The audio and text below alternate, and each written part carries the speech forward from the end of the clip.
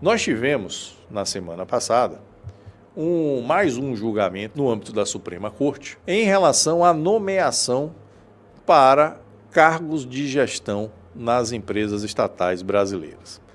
O Brasil tem uma lei que foi aprovada após todo o processo legislativo e que é tida como um dos grandes avanços na legislação para a moralidade pública, que é uma lei que proíbe que indivíduos que tenham relações partidárias formais ou que estejam investidos em situação de vínculo partidário ingressem nas empresas estatais para as gerir em cargos de gestão sem que cumpram antes uma quarentena. É necessário que se tenha um intervalo de tempo para que eles se credenciem a essa ocupação, a esse cargo. Qual o modo disso, evidentemente, é evitar o aparelhamento das empresas estatais. E, no entanto, isso sempre veio sendo aplicado aqui no Brasil, essa legislação vem da época de Michel Temer, passou pelo governo de Bolsonaro sem nenhum tipo de questionamento, mas agora, no governo do PT, em que o aparelhamento da máquina pública precisa ser retomado, a forma petista de gerir, de gestão, diferentemente do governo anterior, nós tivemos um questionamento. O governo queria botar determinados políticos nos cargos nessas empresas estatais, fazer aquele chamado fatiamento da máquina pública, dividir os cargos, o loteamento dos cargos, e aí provocou o Judiciário, provocou a Suprema Corte para que simplesmente dissesse que a lei das estatais era inconstitucional, que deveria ser suspensa no que diz respeito a essa vedação, ou seja, para que se permitisse a nomeação de indivíduos ligados à política para o exercício de cargos de gestão nessas empresas. E isso foi atendido pelo ministro Ricardo Lewandowski. Só que isso foi atendido de um modo bastante peculiar. Por quê? Porque o tema estava em julgamento. O julgamento dessa questão tinha sido iniciado e durante o julgamento dessa questão, o ministro André Mendonça pediu vista do processo. Um procedimento que é absolutamente normal na Suprema Corte, se fazer o pedido de vista, para que, não só na Suprema Corte, nem em qualquer tribunal colegiado, se faz o pedido de vista para melhor se inteirar daquele assunto e poder proferir o seu voto. E foi isso que o ministro André Mendonça havia feito. Eis que, durante o pedido de vista do ministro André Mendonça, o ministro Ricardo Lewandowski o atropela e defere monocraticamente a liminar para suspender os efeitos ou os trechos da legislação impugnada que impediam a nomeação de políticos nas estatais. Isso chamou a atenção agora na imprensa, a mídia achou um absurdo, porque de fato é um absurdo. Durante o pedido de vista, o relator do processo, no caso era o ministro Ricardo Lewandowski, ele não pode exercer nenhuma função decisória, porque o julgamento foi iniciado e uma vez iniciado o julgamento, esse julgamento se torna afeto, ele se torna necessariamente, ele precisa ser feito pelo colegiado, pelo plenário, no caso da Suprema Corte, que iniciou a apreciação da matéria.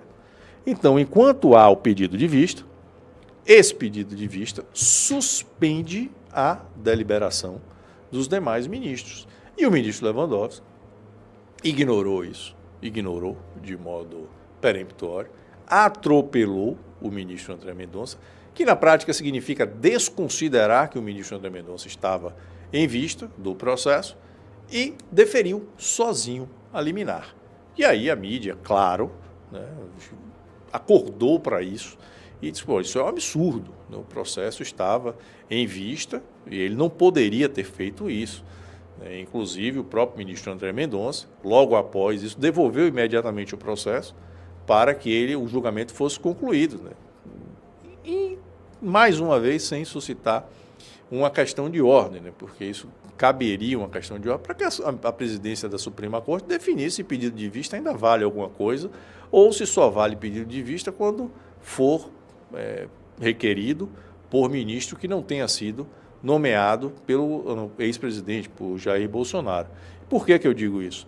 Porque, embora agora a mídia tenha feito todo o estardalhaço em torno desse atropelo, e repito, com razão, esse atropelo merece, de fato, todo o repúdio, ninguém falou absolutamente nada. Quando, em setembro do ano passado, de 2022, o ministro Edson Fachin fez exatamente a mesma coisa em relação aos decretos de armas que estavam em discussão no âmbito da Suprema Corte. O julgamento havia sido iniciado, houve um inicial pedido de vista do ministro Alexandre de Moraes, foi o primeiro pedido de vista no processo, ou nos processos que discutiam os decretos de armas. O ministro Alexandre de Moraes devolveu o processo com o seu voto. Aliás, é um voto que nós, da área jurídica, costumamos nos referir ao voto em que tem um cavalo de pau, porque ele começa todo em um segmento, toda a fundamentação em um sentido, em um dado momento, sem qualquer tipo de explicação, a conclusão é oposta. É como se tivesse havido uma guinada e voltado para uma decisão completamente diferente. Mas o ministro levou, apresentou o seu voto. Curiosamente, esse voto veio logo após lá aqueles episódios que sucederam o 7 de setembro lá de 2021. Mas logo na sequência houve um novo pedido de vista do ministro Nunes Marques, um ministro também nomeado por Bolsonaro. E aí, em setembro, com o processo, ou os processos, né, que são mais de um processo, são vários processos, com os processos em vista com o ministro Nunes Marques, o ministro Edson Fachin foi lá, atropelou o ministro Nunes Marques, ignorou o seu pedido de vista e deferiu monocraticamente uma liminar, que sequer tem previsão em lei.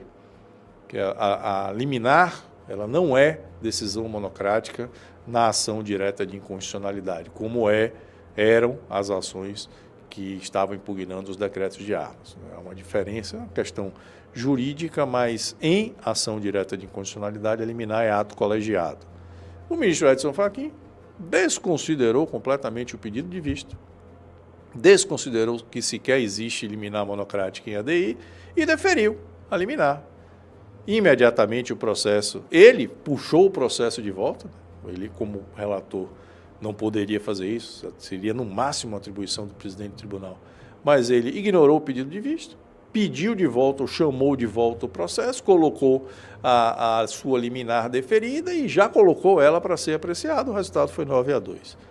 E naquela época ninguém falou nada. Naquela época a mídia estava tudo bem. Por quê? Porque a questão era armas. Então, quando o assunto é armas, o direito sai da sala. As regras saem da sala. Ninguém está mais ligando para o que é que vai ser feito. Se a questão for arma, vale tudo para proibir, para restringir.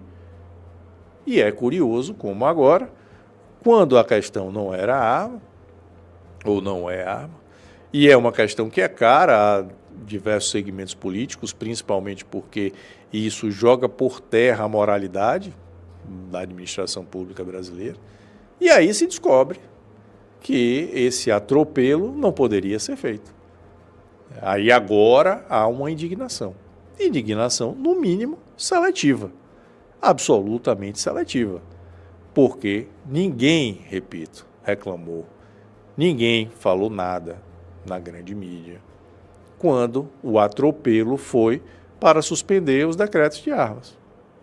É absurdo que isso agora se implemente como era ou foi absurdo que tenha se implementado em setembro de 2022. Qual é a diferença? Que agora a temática é cara a alguns segmentos da nossa mídia e a pauta de armas não era. Na pauta de armas, repito, vale tudo.